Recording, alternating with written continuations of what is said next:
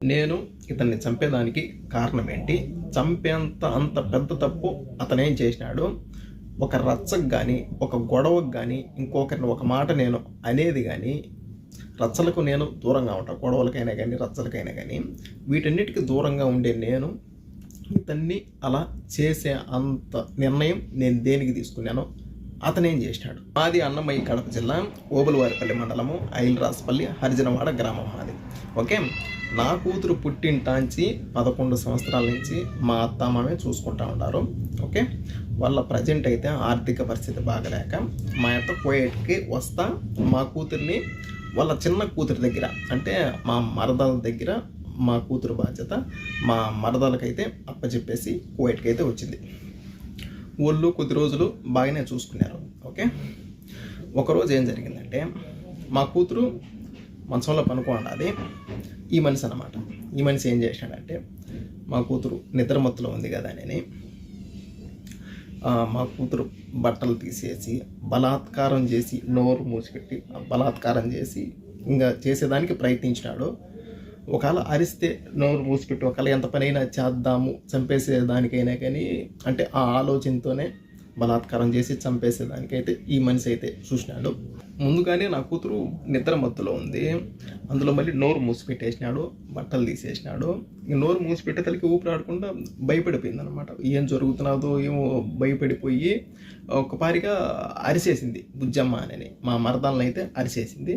మా మరదలో వచ్చింది. అప్పుడు మా మరదలు వచ్చి ఇప్పుడు బిడ్డనైతే దగ్గరికి తీసుకొని ఏం జరిగిందంటే అప్పుడు బుజ్జమ్మ తాత అయితే ఈ మాదిరి చేసినాడు, బట్టలన్నీ తీసేసినాడు, పట్టుకోరాని చాట పట్టుకొని ఒత్తుతా ఉన్నాడు. నాకైతే నొప్పి వచ్చినది, భయం వేసింది. బుజ్జమ్మ నోరు మూసిపెట్టేసినాడు. నేను భయపడిపోయి గట్టిగా అరిచినాను. తరువాత మా మరదలైనా కానీ, మా మరదలు వాళ్ళ భర్త రమణ అయినా కానీ, వీళ్ళిద్దరూ ఈ మనిషిని దేనికి ఈ మాదిరి చేసినావు పసిబిడ్డనని ఒక్క మాట అడగల. తరువాత నా బిడ్డను వీళ్ళిద్దరూ బెదిరించినారు. తాత ఈ మాదిరి అని చేసినాడు అని నువ్వు ఎక్కడ చెప్పగాకని నా బిడ్డనైతే బెదిరించినారు. నా బిడ్డ భయపడిపోయింది.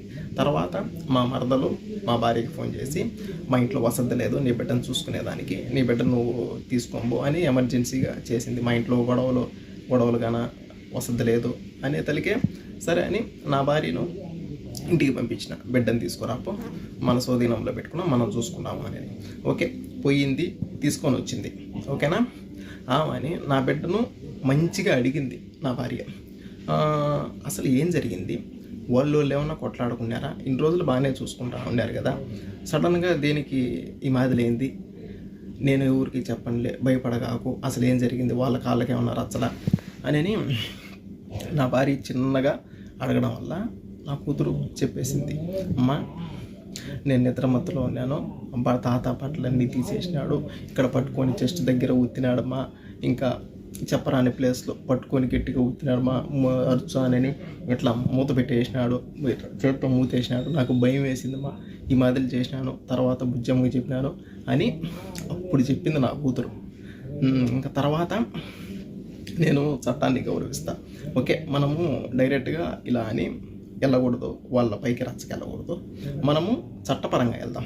ఓకే, ఓబులవారిపల్లి పోలీస్ స్టేషన్లో ఈ మాదిరిలా జరిగిందని కంప్లైంట్ అని నేను చెప్పిన. ఓకే, ఆమెని నా భార్య వెళ్ళింది, కంప్లైంట్ ఇచ్చింది. తర్వాత వాళ్ళని పిలిపించి ఈ మాదిరిలా జరిగిన దానికి వాళ్ళను ఒక్క దెబ్బ కూడా కొట్ల, ఏదో 2 మాటలు తిట్టి ఆమెని అక్కడి నుంచి ఇంకా మీ జోలికి, మీ బిడ్డ జోలికి ఇంకా వాళ్ళు రారు అని పంపించేసినారు. ఎవరిని వల్ల ఆడ పంపించేసినారు. ఓకే, ఆమెని ఆ రోజు ఇంటికి వచ్చిన తర్వాత మరుసటి రోజు నా భార్య కోయేటికి రావాలి మళ్ళీ రిటర్న్. ఓకేనా, ఆ రోజు నైట్ ఏం జరిగిందంటే, ఇది ఒక ఆడబిడ్డ పరువు అనమాట. ఇది ఒక ఆడబిడ్డ మానానికి సంబంధించిన వీడియో, బయట పెట్టుకోకూడదు కానీ పరిస్థితి వచ్చింది. ఓకేనా, బయట పెట్టుకునే పరిస్థితి వచ్చింది. ఓకే, తర్వాత వీళ్ళిద్దరు లక్ష్మీ రమణ వీళ్ళిద్దరు భార్యాభర్తలు మాట్లాడుకొని, అంటే మా భార్య సైడ్ బంధువులకు ఫోన్ చేసి ఈ మాదిరిలా వాళ్ళ బిడ్డను మా మామ ఈ మాదిరి చేసినాడు, అందుకని ఓబులవారిపల్లి పోలీస్ స్టేషన్లో కంప్లైంట్ ఇచ్చింది మా అక్క, మేము పోలీసు వాళ్ళకు డబ్బులు కట్టి కేసు కంప్లీట్ చేసుకొని మేము బయటకు వచ్చినాం అని ప్రతి ఒక్కరికి మా భార్య వాళ్ళ సైడ్ బంధువులకి ఫోన్ చేసి మాట్లాడుతూ ఉంది. ఈ మాదిరి ఎంత పరువు తక్కగా ఉంటుంది మాకు. మా బిడ్డ పబ్లిక్ చేసేది ఇదొకటి వాళ్ళిద్దరు. నెక్స్ట్ ఇంకొకటి పోలీసు వాళ్ళకు డబ్బులు కట్టి మేము బయటకు వచ్చినాము ఈ మాదిరి కంప్లైంట్ ఇస్తే అని అదొకటి 2. ఓకేనా? ఆమెని మా భార్య నాకు ఫోన్ చేసి ఈ మాదిరి అంటా ఉంది బావా, ఎట్లా అంటే సరేలేబా నువ్వు మళ్ళీ వెళ్ళు పోలీస్ స్టేషన్కి వెళ్ళు, ఈ మాదిరి అని చెప్పు, ఈ మాదిరి పబ్లిక్ చేస్తున్నారు సార్, పబ్లిక్ చేస్తే మాకే కదా భయసినము అని చెప్పు, ఏమంటారో చూద్దాము అని మళ్ళీ పంపించిన. వెళ్ళింది సార్ వాళ్ళతో చెప్పినాము. వాళ్ళు ఫోన్ చేసి మాకేమన్నా డబ్బులు ఇచ్చినారా, దేనికి ఈ మాదిరి చెప్పినారు, దేనికి పబ్లిక్ చేస్తున్నారు, ఇది ఆడపిల్ల విషయం కదా అని తిట్టినారు. తిట్టేతలకే నన్ను ఏమన్నా అంటారేమో అని లక్ష్మి ఏదో పురుగుల మందు తాగి ఏదో సూసైడ్ చేసుకునింది. వాళ్ళ పక్క అంత పెద్ద తప్పు లేకపోతే సూసైడ్ అంత వరకు వెళ్ళింది. ఓకే, సూసైడ్ చేసుకునింది. తర్వాత ఈ మాదిరి సూసైడ్ చేసుకునిందని అక్కడి నుంచి ఎస్ఐ సార్కు ఇన్ఫర్మేషన్ వాళ్ళు చెప్పినారనమాట. ఈ మాదిరి సార్ రాలేదు, ఈ మాదిరి ఏదో తాగి ఉండదు అని ఆ సార్ ఉండేసి ఈ మాదిరిలా ఏదో తాగిందంట, ఆమెకి ఏదన్నా కానీ అయితే నిన్నైతే అరెస్ట్ చేస్తామని మా భార్యని అన్నారు. ఏంది ఇది, మా భార్యను అరెస్ట్ చేస్తా అన్నారు. మేము బిడ్డ విషయం ఈ మాదిరి జరిగిందని వస్తే వాళ్ళు ఏదో చేసుకోవడం వల్ల మా భార్యను అరెస్ట్ చేస్తానంటే నువ్వు ఇక్కడే ఉండాలా, కోయేటకు కూడా పోలేవు అని సార్ మాతో చెప్పినాడు. ఓకేనా? తర్వాత మా భార్యని అక్కడే స్టేషన్లోనే, అప్పటికి స్టేషన్లోనే ఉంది. తర్వాత లక్ష్మిని అంటే మా మరదల్ని హాస్పిటల్కి తీసుకెళ్ళి అంతా బాగా అయిన తర్వాత మళ్ళీ తీసుకొని వచ్చినారు. తర్వాత సార్ ఉండేసి ఇంకా బాగుండదు అట్లే, ఇంకా నువ్వు కూడా వెళ్ళిపో ఇండియాకు, ఇంకా ఈ గొడవలు ఏమొద్దు అని మళ్ళీ పంపించేసినారు. అక్కడి నుంచి మా భార్యని పంపించేసినారు. ఓకే, ఆడికి వద్దు అని పంపించేసినారు. నా భార్య నా బిడ్డకు జరిగిందని పోలీస్ స్టేషన్కి వెళ్తే ఈ మాదిరి అసలు వాళ్ళు ఏం పట్టించుకోవాలా. నెక్స్ట్ ఇంకొకటి ఏదో ఆ ఎమ్మి చేసిన దానికి మళ్ళీ నన్నే అరెస్ట్ చేస్తూ ఉండారు అని నా భార్య ఆలోచించి, ఇంకొకటి వీళ్ళిద్దరు భార్యాభర్తలు నా బిడ్డ గురించి మా భార్య సైడ్ బంధువులందరికీ ఈ మాదిరి బయటికి చెప్పి మా మామ ఈ మాదిరి చేసినాడు, కేసు పెట్టింది, మేము డబ్బులు కట్టి బయటకు వచ్చినాము అని ఈ మాదిరి అందరికీ చెప్పి వీళ్ళు చేసింది ఇదొక్కటి. ఇంకా వీళ్ళు పోలీసు వాళ్ళు ఈ మాదిరి అసలు పట్టించుకోవాలి. ఈ మాదిరి ఆడబిడ్డకు జరిగిందంటే ఈ మాదిరి పట్టించుకోవాలి. ఈ 2 ఆలోచించి ఎవరు సపోర్ట్ చేయలేదు. నా బిడ్డకు ఈ మాదిరి జరిగితే ఎవరు సపోర్ట్ చేయలేదు అని ఆలోచించి నా భార్య సూసైడ్ చేసుకునింది. ఏదో తాగింది. తర్వాత మేము కూడా హాస్పిటల్కి తీసుకెళ్ళి ఎలాగాలో ఎంత కక్కించుకొని చిన్నగా ఎలాగాలో కువైట్కి నేను తెచ్చుకున్నా. తర్వాత అంటే వీళ్ళిద్దరూ లక్ష్మీ రమణ వీళ్ళిద్దరూ కలిసి అంటే పబ్లిక్ చేసినారు కదా, మా భార్య వాళ్ళ బంధువులకి పబ్లిక్ చేసినారు కదా. ఇంకా ఒక్కొక్కరు చేసి ఈ మాదిరి జరిగిందంట కదా, మీరేం చేయలేదా, వాళ్ళేమో డబ్బులు కట్టుకొని బయటకు వచ్చినారంట, మీరేం చేయలేదా అని ఒక్కొక్క మాటలు మాట్లాడుతూ ఉంటే ఏందిరా ఇది, ఇల్లు అనబోతే ఇట్లా చేసినారు. నెక్స్ట్ ఇంకా చట్టపరంగా చట్టాన్ని గౌరవించి పోలీసు వాళ్ళ ద్వారా వెళ్దాం అనుకుంటే వాళ్ళు ఏం చేయలేకపోయినారు. ఊరికే మాటల వరకు మాట్లాడి పంపించేసినారు. తర్వాత ఏంటిది, ఏం చేయాలో నాకు అర్థం కావడం లేదు. ఆడబిడ్డకి ఈ మాదిరి జరిగితే చట్టం కూడా సీరియస్గా తీసుకోవాలా. నాకు అర్థం కాల. వీళ్ళు పబ్లిక్ చేసి ఈ మాదిరిలో మాట్లాడుతూ ఉండేది ఒకటి, వీళ్ళు పోలీసు వాళ్ళు పట్టించుకున్నది ఒకటి. అబ్బా నాకేం అర్థం కాల. అని మొత్తానికి ఎట్లయితే ఎట్లా అవుతుందని మొత్తానికి ఒక కన్న తండ్రిగా నిర్ణయం తీసుకున్నాను. ఈ విషయంలో ఎవరు ఏం చేయలేకపోయినా కానీ నా బిడ్డను నేను కాపాడుకోవాలి. ఎవరు సపోర్ట్ నిలబడుకున్నా కానీ నా బిడ్డ సపోర్టు నేను నిలబడాలి. ఒకవేళ నేను వీళ్ళున్నట్టే సైలెంట్గా నేను ఉంటే ఇంకా నా బిడ్డకి ఈ మాదిరి జరిగిన దానికి ఒక కన్న తండ్రిగా నేను బ్రతికుండి కూడా సచ్చినట్టే లెక్క. నా కూతురు డాడీ ఈ మాదిరి చేసినాడు, డాడీ పట్టుకున్నాడు, డాడీ గట్టిగా పట్టుకో, అక్కడ చెస్ట్ దగ్గర అక్కడ పట్టుకోరాని చోట పట్టుకున్నాడు డాడీ, బట్టలు తీసేసాడు డాడీ, భయపడినాడు డాడీ, మూసుకున్నాడు డాడీ, నోరు మూత పెట్టేసినాడు డాడీ, భయపడిపోయినాడు డాడీ, ఊపి రాలేదు డాడీ అని చెప్తా ఉంటే ఒక కన్న తండ్రికి ఏ రకంగా ఉంటుందో ఒక్క రొంత ఆలోచించండి. అందులో వీళ్ళు పోలీసు వాళ్ళు ఏం చేయలేకపోయా, వీళ్ళు పబ్లిక్ చేసి ఈ మాదిరిలా మాట్లాడేది ఒకటి. అబ్బా, అప్పుడు నిర్ణయం తీసుకున్నా, నా బిడ్డ జీవితం నాశనం చెయ్యాలి అని అనుకున్నా, అతని జీవితం ఉండకూడదు అని అప్పుడు నిర్ణయం తీసుకున్నా. ఎవరికి తెలియదు నేను ఇండియాకు వస్తా ఉన్నట్టు, ఎవరికి తెలియదు. మా కోయటలతో మాట్లాడుకొని ఒక 4 రోజులు సెలవు కావాలని చెప్పి పాస్పోర్ట్ తీసుకొని 2 టికెట్లు నేనే కొనుక్కొని మా భార్యకి కూడా నేను ఎడార్లేకి జాకూర్కి వెళ్తున్నాను అని చెప్పి నేను వచ్చిన. ఇండియాకు వచ్చిన, కువైట్ నుంచి ఇండియాకు వచ్చి నేను చేసే పని అతన్ని నేను చేసి తర్వాత మళ్ళీ నేను కువైట్కి వచ్చిన. ఒక్కటి ఆలోచించండి, నేను చేసింది ఓకే తప్పే, కానీ దేనికి చేయాల్సి వచ్చింది? ఎవరు దీన్ని పట్టించుకోకపోవడం వల్ల నేను ఈ నిర్ణయము తీసుకోవాల్సి వచ్చింది. నేను ఒక రచ్చకు బాను, ఒక గొడవలకు బాను, ఎవరిని ఒక మాట తప్పుగా నేను అన్ను.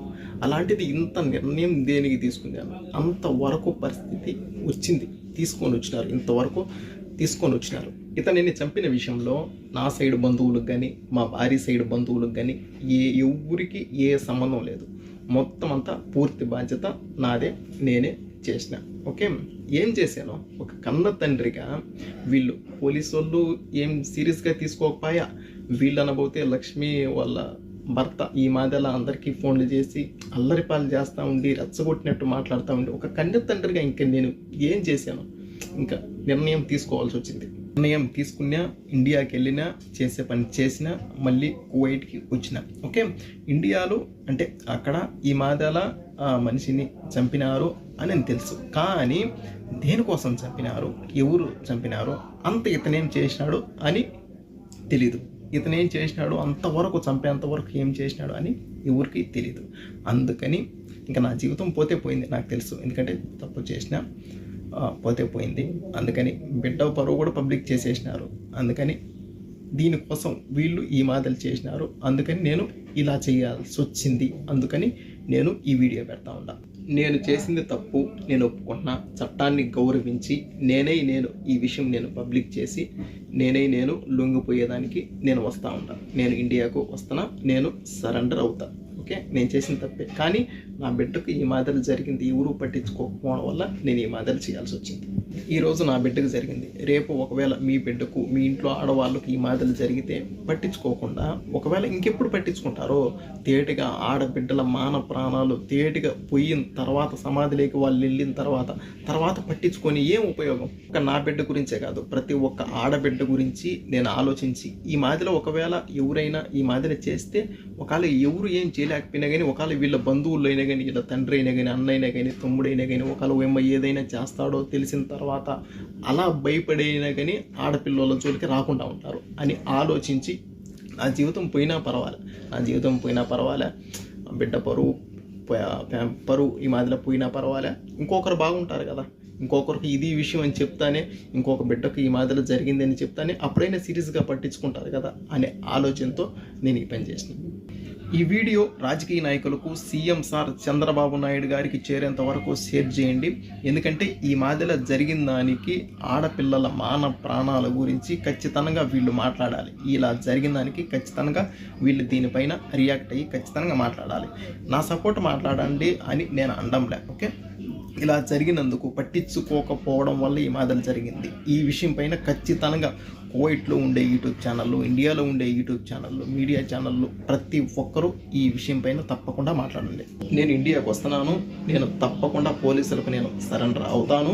మీరు ఇప్పుడు దీన్ని బట్టి, జరిగిన దాన్ని బట్టి మీరు ఏ శిక్ష చేసినా నేను తీసుకునేదానికి నేను రెడీ. నేనైతే ఇండియాకు వచ్చి మీకు నేను సరెండర్ అవుతాను. దీంట్లో మా వాళ్ళకి కానీ, మా భార్య సైడ్ వాళ్ళకి కానీ, నా సైడ్ వాళ్ళకి కానీ ఎవరికి ఏ సంబంధం లేదు. మొత్తం అంతా చేస్తే నేనైతే వచ్చి నేను మీకు సరెండర్ అవుతాను. ఒకసారి నా కూతురు చెప్పిన